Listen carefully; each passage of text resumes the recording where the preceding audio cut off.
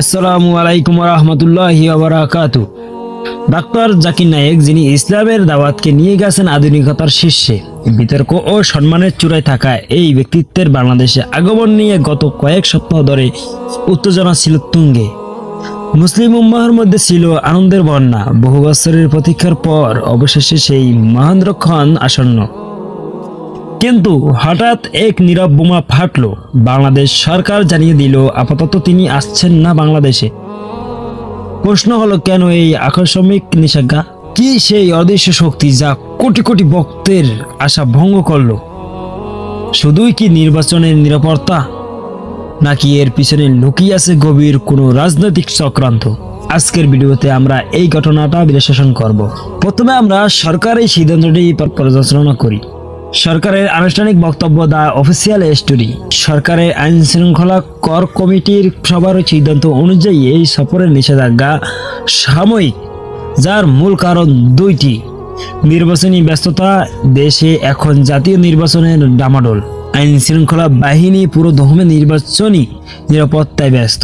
Doctor Zakir নায়েকের মতো বিশ্বখ্যাত দাও এলে যে পরিমাণ জনসমাগম হবে, এই মুহূর্তে সেই অতিরিক্ত নিরাপত্তা বা লজিস্টিক সাপোর্ট দেওয়া খুবই কঠিন। কিন্তু এই কারণগুলো কি যথেষ্ট? এই প্রশ্নই এখন ঘুরে বেড়াচ্ছে সর্বত্র। বিভিন্ন সূত্র ও বিশ্লেষকদের মতে এই সিদ্ধান্তে নেপথ্য কাজ করেছে কূটনৈতিক চাপ, বিশেষ করে ভারত সরকারের পক্ষ থেকে আসা তীব্র আপত্তি। ভারত সরকার জাকির নায়েককে একজন পলাতক আসামি হিসেবে মনে করে এবং তার সফর নিয়ে সরাসরি উদ্বেগ প্রকাশ করে ঢাকাকে বার্তা দিয়েছিল। তারা আশা করেছিল তাকে বাংলাদেশে ঢুকতে দেওয়া হলে যেন ভারতের কাছে সাথে সাথে তুলে দেওয়া হয়।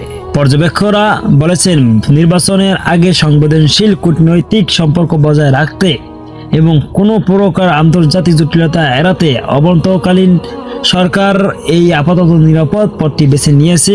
এই সিদ্ধান্তের মাধ্যমে মূলত নিরাপত্তাজনিত অজুহাতে কূটনৈতিক চাপকে পুনঃসমিত করা হয়েছে। মুসলিম উম্মাহর বড় একটি অংশ হিসেবে এই সিদ্ধান্তে কেন এত হতাশ? এর কারণ হলো, ডাক্তার জাকির নায়েক শুধু একজন বক্তা না, তিনি যুক্তি ও বিজ্ঞানের সমন্বয়ে তিনি তুলনামূলকভাবে ধর্মতত্ত্ব ও বিজ্ঞান দিয়ে ইসলামের সত্যতাকে তুলে ধরেন, যা আধুনিক শিক্ষিত মুসলিম যুবকদের জন্য মধ্যে দারুণ সাড়া ফেলে।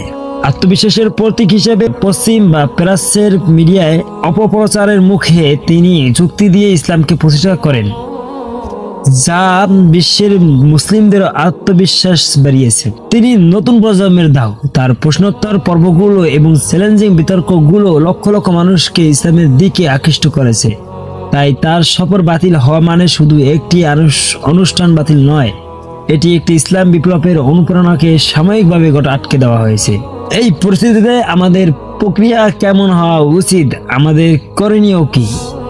ইসলামের দাওয়াত একটি নির্বিচ্ছিন্ন প্রক্রিয়া।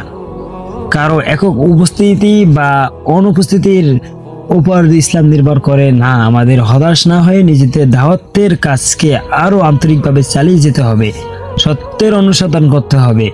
যদি এটি সত্যি চক্রান্ত হয়ে থাকে, তবে মনে রাখতে হবে আল্লাহর পরিকল্পনা সব চক্রান্তের ঊর্ধ্বে। আমাদের উচিত হবে পরিস্থিতি শান্তভাবে পর্যবেক্ষণ করা এবং সঠিক সময়ে সঠিক পদক্ষেপ নেওয়া।